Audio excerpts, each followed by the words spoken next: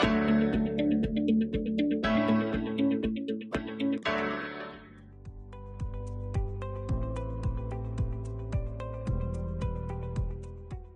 everyone. In our previous video, we learnt about perfect competition, a market where there are many sellers selling identical products whose prices are determined by the market and where there is complete freedom for an individual firm to enter or exit.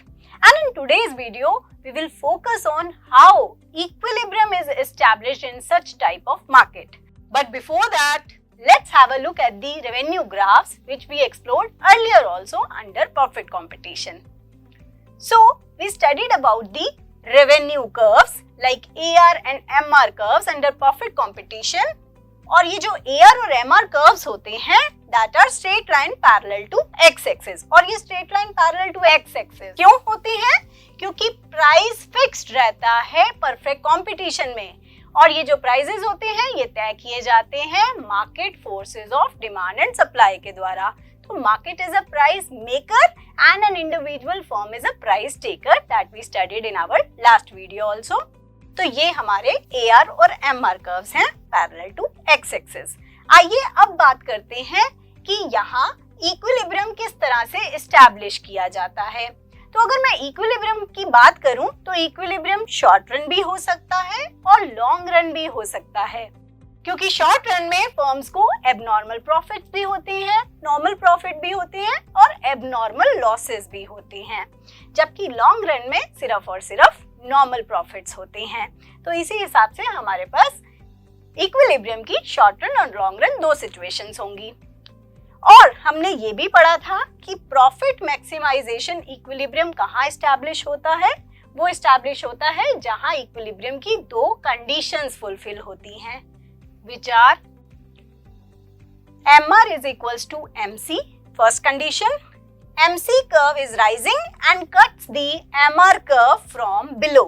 जब ये दो conditions meet करेंगी वहां होगा हमारा equilibrium profit maximisation.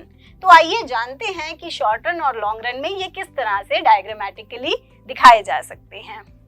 तो सबसे पहले हम शॉर्ट रन की तीन सिचुएशन के बारे में एक बार फिर से रिकॉल कर लेते हैं. Abnormal profit, normal profit and abnormal loss. Abnormal profit कब होता है? जब AC कम होता है AR से. नॉर्मल प्रॉफिट तब होता है जब AC is equals to AR हो और एबनॉर्मल लॉस तब होता है when AC is more than AR. Obvious सी बात है, जब कॉस्ट ज्यादा हो और रेवेन्यू कम हो तो ऐसे सिचुएशन में तो फर्म को लॉस ही होगा. तो आइए इन्हें डायग्रामेटिकली देखते हैं. अगर मैं पहले डायग्राम की बात करती हूँ तो इस डायग्राम में आप देखेंगे ये एबनॉर्मल प्रॉफिट हम शो करना चाहते हैं इस डायग्राम पे. और इस डायग्राम में हमने क्या देखा है कि AR और MR curves parallel to x axis हैं क्योंकि परफेक्ट कंपटीशन में these are parallel to x axis. MC and AC these both are U shaped curve, ये भी हमने जाना था. अब इक्विलिब्रियम की पहली कंडीशन क्या कहती है? पहली condition says MC is equals to MR. तो देखिए MC और MR आपस में इक्वल कहाँ है? डेफिनेटली यहाँ. तो मैं ये कह सकती हूँ कि ये E हमारा इक्विलिब्रियम पॉइंट है. क्यों? क्योंकि यहाँ पे MC और MR मीट कर रहे हैं और सेकंड कंडीशन भी सेटिस्फाई हो रही है that MC is rising and cutting the MR curve from below. तो दोनों कंडीशन सेटिस्फाई हो गई. ये हमारा इक्विलिब्रियम पॉइंट है और यहाँ पे ये हमारा AR गिवन है. अब मान लो मुझे ये पता लगाना है कि इस पॉइंट पे AC कितना है. तो अगर मैं AC देखूं इस सेम पॉइंट पे तो मेरा AC एस्टैब्लिश हो रहा है पॉइंट B पर. तो मैं ये कह सकती हूँ टोटल कॉस्ट का फॉर्मूला होता है AC मल्टीप्लाई बाय क्वांटिटी. तो अगर ये मेरी AC है, this is the AC curve और ये मेरा आउटपुट क्वांटिटी है, तो यानी कि ये पूरा rectangle A, B, Q1 and 0 ये पूरा रेक्टेंगल कॉस्ट है, टोटल कॉस्ट. और अगर मैं TR का फॉर्मूला देखूं तो TR is AR multiply by quantity. अब AR मुझे पता है, यहाँ E है, तो EQ1 ये टोटल अगर मेरा AR है और ये मेरी क्वांटिटी है, तो मैं ये कह सकती हूँ कि पूरा रेक्टेंगल TEQ1 and 0 ये पूरा मेरा TR है। तो TR ज्यादा है इस डायग्राम में TC से, सो दैट मीन्स फर्म को एबनॉर्मल प्रॉफिट हो रहा है। और अगर मुझे प्रॉफिट कैलकुलेट करना है कि कितना प्रॉफिट कैलकुलेट हो रहा है, तो वो है TR माइनस TC, यानी इस बिग रेक्टेंगल से अगर मैं स्मॉलर रेक्टेंगल को माइनस कर दूंगी तो वो हो जाएगा मेरा प्रॉफिट। और वो प्रॉफिट कितना होगा, ये रेक्टेंगल का रीजन। सो आई होप आपको ये डायग्राम समझ में आ गया होगा। आइए अब सेकंड डायग्राम पे चलते हैं, which is showing normal profit.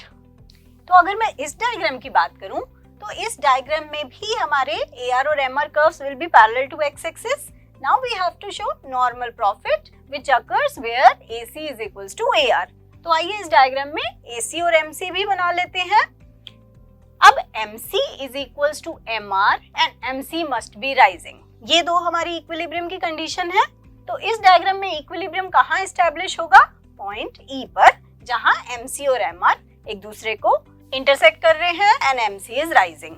अब मुझे अगर पता लगाना है कि इस इक्विलिब्रियम पॉइंट पे AC कितना है, तो AC is also touching at the same point. तो हम ये कह सकते हैं कि नॉर्मल प्रॉफिट में AC और AR बराबर होते हैं और ऐसी सिचुएशन में नो प्रॉफिट नो लॉस। तो यहाँ हम देखेंगे कि ये पूरा जो रेक्टेंगल है PEQ1 and 0 where TC is equals to TR, तो ये है हमारा नॉर्मल प्रॉफिट का डायग्राम। अब हम देखेंगे हमारा एबनॉर्मल लॉस का डायग्राम, जहां पे AC must be more than AR। Again AR and MR curves parallel to x axis. अब हम बना रहे हैं AC और MC कर्व। AC और MC कर्व, यहाँ आपने कुछ डिफरेंस नोट किया? Yes, there is a difference कि AC is lying above AR because we want to show the abnormal loss। तो अब क्या होगा, अगेन मेरा इक्विलिब्रियम एस्टैब्लिश होगा पॉइंट E पर, जहां पे MC और MR एक दूसरे को कट कर रहे हैं एंड MC is rising। अब इस पॉइंट पे अगर मैं देखना चाहूँ कि AC कितना है, AC जा रही है टिल पॉइंट B, और यहाँ पर अब अगर मुझे TC कैलकुलेट करनी है कि वो कितने रेक्टेंगुलर रीजन में है, तो TC will be ABQ1 and 0, okay, and TR will be this rectangle PEQ1 and 0। तो TC में से TR को माइनस कर देंगे, यानी कि बिग रेक्टेंगल में से स्मॉल रेक्टेंगल माइनस कर देंगे, तो हमारे पास लॉस का रीजन आ जाएगा। तो लॉस का रेक्टेंगल है A, B, E and P।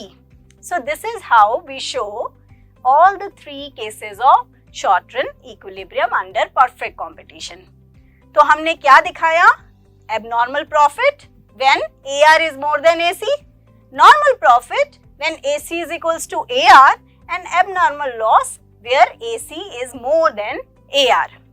और लॉन्ग रन में क्या होता है, लॉन्ग रन में सिर्फ और सिर्फ नॉर्मल प्रॉफिट होता है where AC is equals to AR। Normal profit ही सिर्फ क्यों होता है लॉन्ग रन में, क्योंकि शॉर्ट रन में, अगर शॉर्ट रन की मैं बात करूं, तो शॉर्ट रन में अगर फर्म्स को प्रॉफिट दिखाई देता है तो वो परफेक्ट कंपटीशन में एंटर कर जाती हैं, लॉस दिखाई देता है तो वो मार्केट को छोड़कर चली जाती हैं, क्योंकि यहाँ एक यूनिक प्रॉपर्टी होती है free entry and free exit.